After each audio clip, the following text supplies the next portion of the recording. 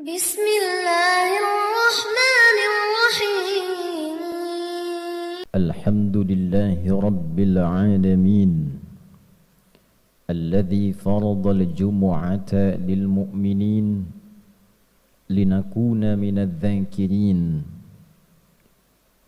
فنشهد أن لا إله إلا الله وحده لا شريك له ونشهد أن سيدنا ونبينا محمدا عبده ورسوله الذي لا نبي بعده اللهم صل وسلم وبارك على هذا النبي الكريم الرسول الأمين نبينا وسيدنا محمد وعلى آله وصحبه وذرياته وأمته إلى يوم الدين أما بعد فيا عباد الله أحباب الله وأحباب رسوله صلى الله عليه وسلم أوصي نفسي وإياكم بتقوى الله فقد فاز المتقون فلا تموتن إلا وأنتم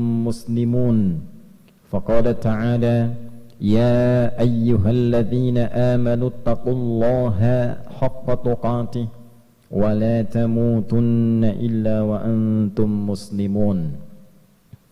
Hadirin jamaah Jumat rahimani wa rahimakumullah. Kita mengawali pertemuan Jumat ini terdokumentasikan dalam kitab Sunan An-Nasa'i nomor hadis 2357. Sanad hadis ini diriwayatkan pada sahabat mulia yang masih junior, masih muda, kurang lebih 5 tahun di atas sahabat Ibnu Abbas radhiyallahu taala anhuma, yang saat Nabi sallallahu alaihi wasallam wafat beliau masih berumur 20 tahun. Ayahnya termasuk yang dikasihi oleh Nabi sallallahu alaihi wasallam, bahkan pernah tercatat dalam sejarah menjadi anak angkat yang diadopsi oleh Nabi sallallahu alaihi wasallam. Sahabat junior ini bernama Usamah, ayahnya Zaid bin Harithah radhiyallahu taala anhuma.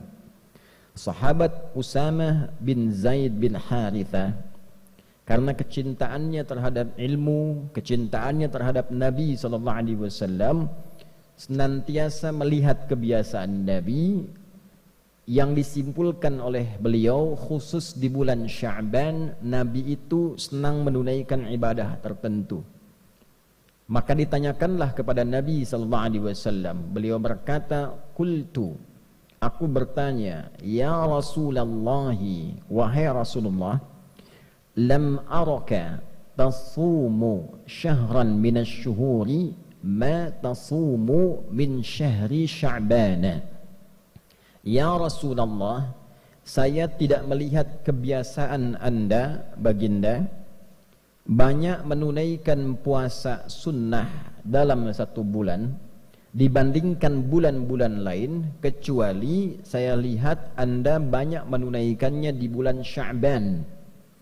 Jadi Nabi sallallahu alaihi wasallam di luar bulan Ramadan yang diperintahkan kita menunaikan ibadah puasa wajib sebulan penuh, di luar Ramadan Nabi juga menunaikan puasa sunnah. Di antara sekian bulan, 11 bulan selain Ramadan, Nabi diamati oleh sahabat yang kecil, yang junior ini banyak menunaikan puasa sunnahnya di bulan Sya'ban. Maka ditanyakanlah kepada beliau sallallahu alaihi wasallam, mengapa Nabi banyak menunaikan puasa di bulan Sya'ban? Dalam syarahnya, apakah ada keutamaan di bulan Sya'ban ini sehingga dengan itu Nabi sallallahu alaihi wasallam banyak menunaikan puasa di bulan ini? Maka Nabi sallallahu alaihi wasallam kemudian menjawab, qala Rasulullah sallallahu alaihi wasallam, "Dzalika syahrun yaghfulun nasu anhu baina Rajab wa Ramadan." Duhai Usamah bin Zaid bin Harithah, bulan Sya'ban itu adalah bulan yang memiliki keutamaan, bulan yang istimewa, yang keistimewaan ini mulai banyak dilupakan oleh orang-orang. Terletak bulan ini antara Rajab dan Ramadan. Dalam syarah hadis ini diantaranya disebutkan, diantara makna Nabi menyebutkan Rajab dan Ramadan untuk memberikan kesan bahwa banyak orang Islam itu memberikan perhatian yang luas pada bulan Rajab, memperingati Isra dan Mi'raj, menggali lagi keutamaannya, belajar tentang keutamaan perjalanan Nabi SAW dari Isra kemudian Mi'raj, dituntaskan dengan hikmahnya. Kemudian setelah itu menyiapkan Ramadan sehingga lupa dengan keutamaan Sya'ban yang letaknya ada di tengah-tengah Rajab dan Ramadan. Orang-orang pada masa itu sudah mengetahui bulan Sya'ban itu letaknya antara Rajab dan Ramadan. Tapi Nabi menyebutkan posisi ini dan disebutkan Rajab dan Ramadannya ingin memberikan kesan kepada umat Islam, umatnya Nabi Muhammad SAW, saking kita fokusnya peringatan di bulan Rajab, Isra dan Mi'raj, banyak pengajian, banyak sekali ceramah, kemudian menyiapkan Ramadan, lupa bahwa Sya'ban pun punya keistimewaan yang tidak ditemukan di bulan-bulan yang lainnya. Saking istimewanya Nabi banyak menunaikan puasa sunnah di bulan Sya'ban ini. Maka apa keistimewaannya Rasulullah? Wa huwa syahrun turfa'u fihi al-a'malu ila rabbil alamin wa uhibbu an yurfa'a 'amali wa ana sha'imun. Di bulan Sya'ban itu adalah bulan istimewa, waktu saat amalan-amalan kita ditampakkan di hadapan Allah Subhanahu wa ta'ala. Tentu Allah itu sebelum ditampakkan pun sudah mengetahui sifatnya maha. Sebelum dilakukan, sedang dilakukan, setelah dilakukan, Allah maha mengetahui seluruhnya. Tapi disebutkan kalimat-kalimat seperti ini, itu ada maknanya, ada syarahnya. Kalau kita mengaji di ilmu hadis, disebutkan kalimat-kalimat semacam ini untuk menunjukkan bahwa waktu itu begitu istimewa, keadaan itu begitu istimewa. Saking istimewanya amal-amal kita itu disebutkan walaupun sudah diketahui. Misal kita ingin berikan gambaran, menteri-menteri dalam kabinet misalnya bekerja, dia melakukan riset, analisa, penelitian, misalnya di bidang ketahanan pangan, menyiapkan ketahanan pangan terbaik, padinya, untuk ternaknya dan sebagainya. Nah, presiden sudah melakukan riset terlebih dahulu. Sebelum menterinya bekerja, presiden menugaskan orang-orang tertentu, coba pelajari di lapangan bagaimana. Jangan sampai nanti menterinya presentasi ternyata tidak sesuai dengan data di lapangan. Maka ketika menterinya presentasi di hadapan presiden, kemudian disebutkanlah hasilnya sesuai, hasilnya bagus. Yang luar biasa, sebelum menterinya presentasi, disampaikanlah kemudian catatan-catatan menteri itu di hadapan presiden, misalnya oleh sekretaris kabinetnya, oleh menteri koordinatornya, disebutkan ini catatannya bagus, penelitiannya bagus, hasilnya bagus, datanya benar. Tentu ketika disebutkan prestasi-prestasi yang baik ini, bukankah perasaan menterinya nyaman? Bukankah menterinya akan senang? Bukankah menterinya akan bahagia? Kalau kita sekarang sedang bekerja dengan baik, berprestasi, kemudian nama kita disebut secara nasional, dipresentasikan, disebutkan di hadapan pejabat-pejabat, disebutkan di hadapan masyarakat-masyarakat, si fulan ini bagus, sholatnya bagus, sosialnya bagus, beramalnya bagus, semangatnya bagus, kenegaraannya bagus. Bukankah ketika diviralkan itu kita merasa bangga? Kita merasa senang? Sekarang orang masuk koran sudah senang, orang viral sudah senang, orang disebut-sebut sudah senang. Nah, ini ada waktunya nama dan amal kita disebut-sebut di hadapan Allah. Si fulan amalnya begini, si fulan salatnya begini, si fulan baca Qur'annya begini, si fulan sedekahnya begini. Disebutkan di hadapan Allah, sekalipun Allah sudah mengetahui itu semua, untuk memberikan petunjuk kepada kita bahwa nama kita sedang disebut. Amal kita sedang diagung-agungkan, amal kita sedang dievaluasi. Maka Nabi SAW memberi contoh kepada kita, saya akan sangat merasa senang dan gembira ketika amal saya ditampakkan di hadapan Allah, disebut-sebut, dievaluasi, saya sedang dalam keadaan menunaikan puasa. Hadirin, sekarang kita masuk pada syarahnya dengan singkat tentang hadis ini. Ada 3 pokok yang terkait dengan syarah hadis dimaksudkan. Yang pertama, tipikal seorang muslim belajar dari ilmu sanad pada hadis ini, tersambung sanadnya pada sahabat Usamah bin Zaid radhiyallahu taala anhuma jami'an. Ini sahabat anak muda, pelajar. Jadi kalau Nabi usia 43 tahun, beliau baru lahir. Nabi diangkat jadi Nabi sallallahu alaihi wasallam, diberikan bekal oleh Allah selama 3 tahun 6 bulan. Bekal, belum berdakwah secara luas, ini anaknya baru lahir. Nabi berdakwah, tinggal di Mekah kurang lebih berdakwah. Setelah fase 3 tahun, 10 tahun. 10 tambah 3, 13 tahun. Berarti anak ini usianya baru 10 tahun. Tapi 10 tahun ini senang dengan ilmu. Membersamai Nabi SAW. Belajar kepada Nabi, belajar dengan benar, belajar Qur'annya, belajar salatnya. Yang hebat, anak ini sampai ingin tahu kebiasaan Nabi. Ini memberikan pesan kepada kita dalam ilmu sanad, kalau ada orang pintar, orang hebat, orang soleh, dekati dia, lihat kebiasaannya, lihat bagaimana ia beraktivitas, supaya minimal kita mendapatkan kesolehan dan kepintarannya. Lihat bagaimana cara dia belajar, lihat bagaimana cara dia beribadah, lihat bagaimana cara dia berinteraksi dalam kehidupan sosial. Dulu semua sahabat Nabi begitu. Yang ingin dapat percikan berkah ilmu dari Nabi, maka mereka akan melihat bagaimana Nabi belajar, dibimbing oleh Allah Subhanahu wa taala melalui malaikat Jibril. Itu ditiru kemudian. Ketika Nabi menyampaikan, langsung dipraktikkan. Maka hasilnya seperti sahabat Ali bin Abi Thalib radhiyallahu taala anhu, sahabat Abu Hurairah radhiyallahu taala anhu, Salman Al-Farisi radhiyallahu taala anhu, yang kecil-kecil seperti Abdullah bin Abbas radhiyallahu taala anhuma, Abdullah bin Umar radhiyallahu taala anhuma, Abdullah bin Amr bin Al-As radhiyallahu taala anhuma, termasuk sahabat Usama bin Zaid bin Harithah radhiyallahu taala anhuma jami'an. Kalau belum dapat pintarnya, dapat solehnya. Rajin ke masjidnya, rajin bacaan Qur'annya. Kalau sudah soleh dulu, ilmu pasti datang. Karena syarat ilmu mudah diberikan oleh Allah adalah hadirnya kesolehan dalam diri kita, mantapnya hati kita menerima cahaya. Wattaqullah wa yu'allimukumullah. Tingkatkan takwamu kepada Allah, baru Allah tanamkan, ajarkan, pahamkan pengetahuan pada diri kita. Yarfa'illahu alladhina amanu minkum walladhina utul ilma darajat. Kalau ingin diberikan ilmu utul ilma, maka tambahkan imannya dulu. Rajin tahajudnya, rajin zikirnya, rajin salawatnya pada Nabi SAW, semangat dalam belajarnya, semangat dekati Allah. Kalau sudah dekat dengan Allah, diberikan apa yang kita inginkan, termasuk ilmu. Nah, inilah Usamah bin Zaid bin Harithah radhiyallahu taala anhuma jami'an. Maka dalam ilmu sanad, tidak cukup kita mendengarkan matan isi hadis. Lihat orang yang meriwayatkan hadisnya. Siapa mereka?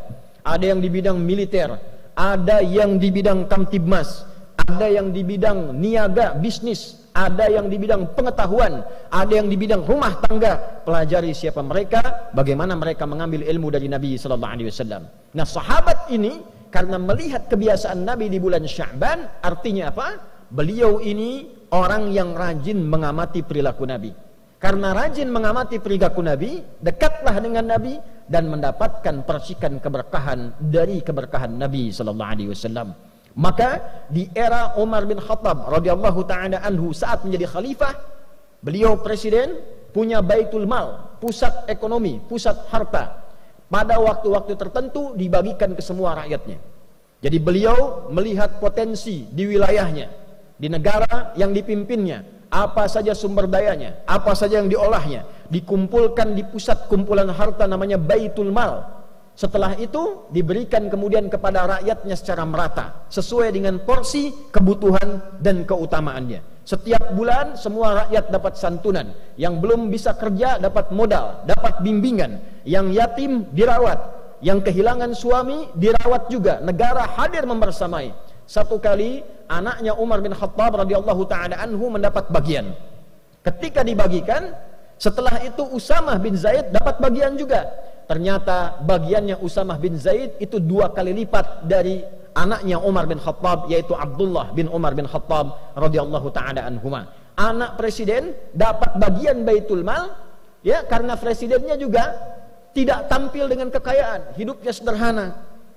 Walaupun orangnya jenius, pintar, hidupnya sederhana, rumahnya sederhana, anaknya pakai baju banyak tambalan dalam bajunya. Dapat santunan dari negara untuk menunjukkan negara hadir dengan porsi yang sama. Walaupun anak presiden, rakyat juga. Walaupun anak seorang pemimpin, sama dengan rakyat juga. Bajunya sama, tertawa bersama, duka bersama. Tapi ternyata ada anak lain yang bukan anak presiden, porsinya mendapatkan 2 kali lipat dari anak presiden. Ini menarik. Maka anaknya bertanya kepada bapaknya yang presiden, "Wahai ayahanda, kenapa Usamah mendapatkan bagian lebih daripada saya 2 kali lipat?" Maka kata Umar bin Khattab radhiyallahu taala anhu, karena Usamah bin Zaid itu lebih dekat hubungannya dengan Nabi, lebih dicintai oleh Nabi. Artinya apa? Nabi lebih mengetahui keadaan Usamah dibandingkan dengan anaknya Umar. Porsi kebutuhannya, kehidupannya bagaimana, lebih dicintai oleh Nabi. Dan bapaknya Usamah lebih dekat kepada Nabi dan lebih dicintai oleh Nabi dari bapakmu. Bayangkan, Umar bin Khattab, seorang pemimpin, beliau jadi presiden di era itu, mengatakan pada anaknya, bapaknya Usamah lebih dicintai dan dekat dengan Nabi. Usamahnya lebih dicintai dan dekat dengan Nabi dibandingkan dengan engkau dan dibandingkan dengan bapakmu. Artinya apa? Persahabatan begitu erat, persahabatan begitu mulia. Usamah sudah tidak ada bapaknya, diperhatikan oleh Umar melebihi anaknya sendiri karena ia punya beban kehidupan di atas beban anaknya. Itulah ilmu sanad. Jadi intinya, kalau kita memperhatikan dengan baik, belajar dengan baik, ikut olang soreh dan pintar, maka kita akan dapatkan keberkahannya. Yang kedua, hadirin dengan cepat, di dalam hadis ini juga menyampaikan keutamaan bulan Sya'ban. Sekarang kita masih di tanggal 8. Kurang lebih ada 2 pekan lebih, masih ada 12 atau bahkan 21 hari ke depan. 21 hari masih ada keutamaannya.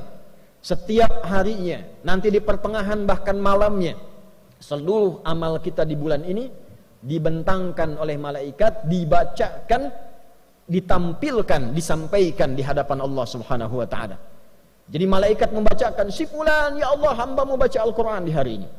Si fulan berzikir, si fulan salawat pada Nabi Muhammad sallallahu alaihi wasallam. Si fulan meningkatkan bacaan Al-Qurannya. Maka dari itu kita siapkan dengan semangat di bulan Sya'ban ini, siapkan amalannya, siapkan peningkatannya, siapkan semangatnya, karena nama dan amalan kita disebut-sebut di bulan ini. Yang ketiga, Nabi mengajarkan kurikulum persiapan Ramadan di bulan Sya'ban. Ayat puasa turunnya bukan di bulan Ramadan.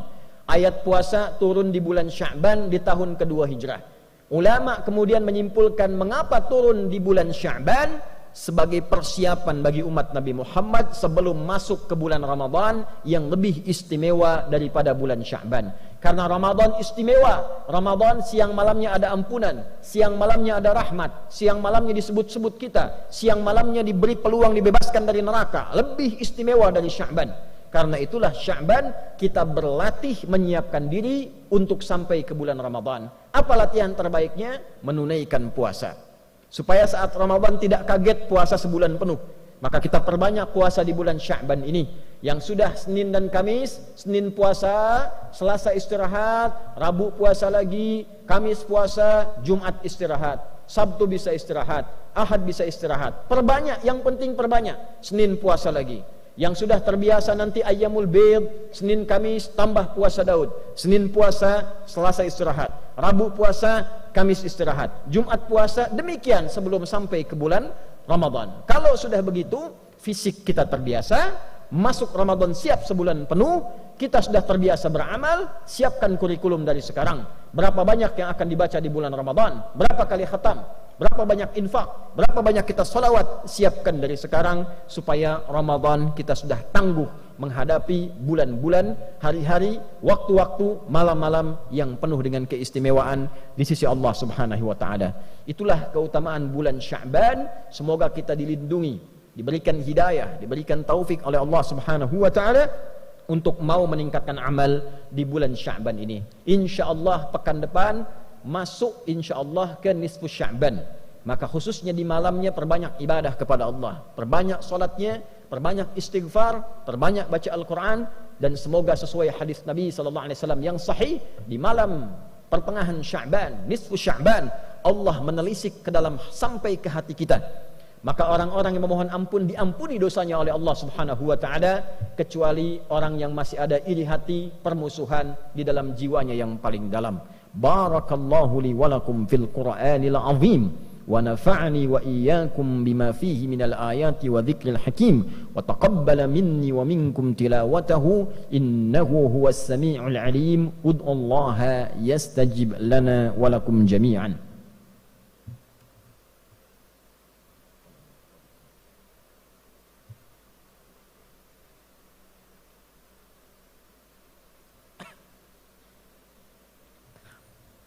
Alhamdulillah wassalatu wassalamu ala rasulillah nabiyyina wa sayyidina Muhammad ibn Abdillah wa ala alihi wa sahbihi wa man walah. Nashhadu an la ilaha illallah wahdahu la syarika lah wa nashhadu anna Muhammadan abduhu wa rasuluhu alladhi la nabiyya ba'dah. Allahumma salli wa sallim wa barik ala hadha an-nabiyil karim ar-rasulil amin nabiyyina wa sayyidina Muhammadin wa ala alihi wa sahbihi wa dhurriyyatihi wa ummatihi ila yaumiddin. Fa ya ibadallah, قال تعالى يا أيها الذين آمنوا اتقوا الله حق تقاته ولا تموتن إلا وأنتم مسلمون. وقال تعالى إن الله وملائكته يصلون على النبي يا أيها الذين آمنوا صلوا عليه وسلموا تسليما.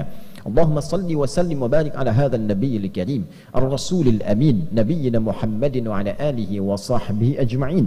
ربنا لا تدع لنا في مقامنا هذا وفي كل مقام ذنبا إلا غفرته ولا هما إلا فرجته ولا دينا إلا قضيته ولا مريضا إلا شفيته ولا عاسرا إلا يسرته ولا حاجة من حوائج الدنيا والآخرة فيها لك رضا وفيها لنا الصلاح إلا قضيتها يا أرحم الراحمين.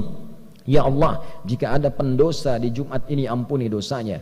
Jika ada yang sakit mohon angkat dan sembuhkan penyakitnya. Jika ada yang mengalami kesulitan mohon angkat dan hilangkan kesulitannya. Jika ada yang tengah gelisah mohon tenangkan hatinya. Jika ada yang sampai Jumat ini diliputi utang piutang, limpahkan luasan rizki kepadanya untuk melunasi utang-utangnya. Allahumma barik hadzal makan wa hadzal ma'had ma'had mira ya arhamar rahimin tamamal mubarakah kama barakta kullal amakinil qadima wal haliya wal mutaqaddima ya arhamar rahimin. Ya Allah, anugerahkan keberkahan kepada pesantren ini, pesantren Mira, dan seluruh tempat-tempat yang baik yang pernah Engkau berkahi di muka bumi ini. Allahumma hafadz biladana Indonesia waj'alha baldatan thayyibatan wa anta tardaha. Ya Allah, mohon negeri kami Indonesia dijaga ya Allah. Jagalah negeri kami ini, jadikan negeri kami negeri yang makmur, negeri yang baik yang Engkau ridai. Allahumma hafadz umara'aha wa ru'asa'aha waj'alhum ya Allah minal udala liyukhaffifu hisabahum yaumal qiyamah. Ya Allah, mohon jaga para pemimpin kami dari level atas sampai yang bawahnya. Sehatkan mereka, kuatkan mereka, bimbing mereka agar bersikap adil dan baik dalam menjalani kepemimpinan untuk meringankan hisab mereka di akhirat kelak. Allahumma hafadz ulama'ana waj'alhum mukhlashina lakad-din. Ya Allah, mohon jaga para ulama kami, ikhlaskan mereka dalam berdakwah, berikan kemampuan mencerahkan umat, jauhkan dari perpecahan ya arhamar rahimin. Allahumma yassir lana wa la tu'assir alaina waj'alna hamalatal Qur'anil Karim waj'alil Qur'ana sahiban lana fid dunya wa syafi'an lana fil akhirati ya arhamar rahimin. Ya Allah, jadikan kami semua termasuk ahli-ahli Al-Quran, terutama ya Allah keluarga besar pesantren ini jadikan termasuk ahli Al-Quran. Jadikan ya Allah Al-Quran sebagai teman kami di dunia, syafaat bagi kami di akhirat, cahaya bagi kami di alam kubur kami ya arhamar rahimin. Allahumma ashtaqna bi Rasulillahi sallallahu alaihi wasallam, la tahrimna al-liqa ma'al Mustafa sallallahu alaihi wasallam yaumal qiyamati fi jannatikal firdausil a'la ya arhamar rahimin. Ya Allah, anugerahkan ya Allah dari kerinduan kami kepada Nabi Muhammad sallallahu alaihi wasallam kesempatan untuk berjumpa dengan beliau, kesempatan ya Allah untuk bersua dengan beliau, kesempatan untuk tinggal di surga Firdaus dan bersamai oleh Rasulullah sallallahu alaihi wasallam. Rabbana atina fid dunya hasanah wa fil akhirati hasanah wa qina adzaban nar bi fadlika subhana rabbika rabbil izzati amma yasifun wa salamun alal mursalin wa akhiru da'wana anil hamdulillahi rabbil alamin.